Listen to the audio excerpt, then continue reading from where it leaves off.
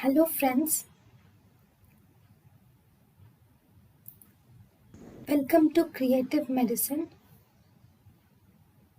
In this lecture, we will learn about CSF rhinorrhea is best diagnosed can be diagnosed by glucose estimation, halo sign, and also immunoelectrophoresis. Can be diagnosed with all of these. CSF in rhinorrhea is CSF specific for CSF in rhinorrhea is beta 2 transferrin.